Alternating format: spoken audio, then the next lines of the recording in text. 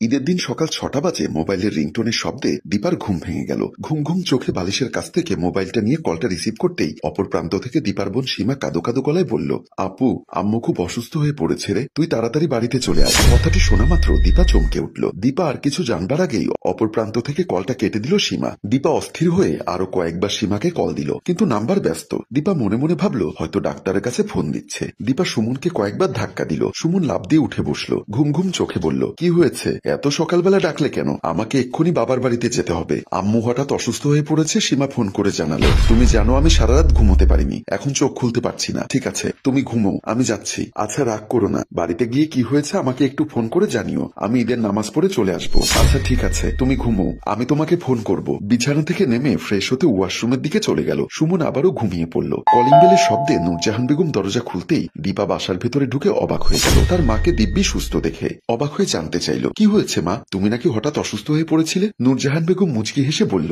সীমা তোর সাথে মজা করেছে, তুই যেন ঈদের দিনটা সারাটা দিন আমাদের সাথে থাকিস, সেজন্য তোকে বাসায় ডেকে নিয়ে এসেছে আমার অসুস্থতার কথা বলে। আম্মা, এটা কোনো মজার ব্যাপার হলো? আমার তো কলিজায় পানি ছিল না, তাড়াহুড়ো করে চলে এসেছি। তা ওই বেয়াদবটা কোথায়? ওর বান্ধবীর বাসায় গেছে, দাঁড়াও একটু ফোন করে গালাগাল করি। বলেই পার্স ব্যাগ থেকে মোবাইলটা বের করলো। সীমা সিঁড়ি বেয়ে উপরে উঠছে, এমন সময় তার হাতে থাকা মোবাইলের রিংটোন বেজে উঠল। সীমা মোবাইলের স্ক্রিনে দীপার নাম্বার দেখে মুচকি হেসে কলটা রিসিভ করে বলল, বাসায় যখন গিয়েছিস বাসায় চুপচাপ থাক, আমি ঘন্টাখানেক পর আসছি। তুই আমার সাথে এমন করলি কেন? আমাকে বললেই তো আমি চলে আসতাম। জীবনেও আসতি না, তাই একা এসেছিস না দুলাভাই এসেছে? তোর দুলাভাই সারা রাত দোকানে ডিউটি করেছে, এখন বাসায় ঘুমোচ্ছে। আহারে বেচারা, তোর জন্য অনেক কষ্ট করে, কিন্তু তুই আমার দুলাভাইয়ের কষ্ট বুঝিস না। তুই আগে বল সকাল সকাল আমাকে কষ্ট দিলি কেন? আচ্ছা, বাসায় এসে সম্পূর্ণ ব্যাখ্যা দিব, এখন কল রাখলাম। বলেই দীপা কলটা কেটে দিয়ে সামনের দিকে পা বাড়ালো। চল মা, বাসার ভেতরে চল। আম্মা, সকালবেলা ঘন্টাখানেক কেবল ঘুমিয়েছিলাম, এর মধ্যে তোমার মেয়ে যা করলো এর বিচার কিন্তু তুমি করবে।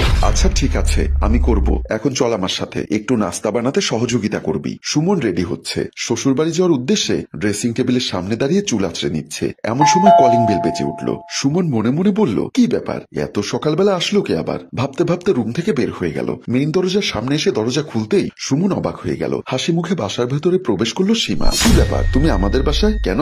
আমি কি তোমাদের বাসায় আসতে পারি না? পারো, অবশ্যই পারো, কিন্তু তোমার আপা তো তোমাদের বাড়িতে গেছে। তুমি তো সকালবেলা ফোন করে বললে আম্মা নাকি অসুস্থ। হ্যাঁ, আমি ফোন করে বলেছি আম্মু অসুস্থ, আর তোমার বউ যে আমাদের বাড়িতে গিয়েছে সেটাও আমি জানি। আম্মা যদি অসুস্থ হয় তাহলে তুমি আমাদের বাড়িতে কেন এসেছো? এত কথা এখানে দাঁড়িয়ে দাঁড়িয়ে বলতে পারবো না, চলো বেডরুমে চলো। আরে আমিও তো রেডি হয়েছি তোমাদের বাড়িতে যাব বলে। আরে একটু পরে দুজনই যাব, এখন চলো বেডরুমে চলো, তোমার সাথে খুব জরুরি কথা আছে। বলেই সুমনের হাত ধরে বেডরুমের দিকে পা বাড়ালো। বেডরুমের ভেতরে ঢুকে সুমন বলল, এবার বলো কি হয়েছে? তুমি আমাদের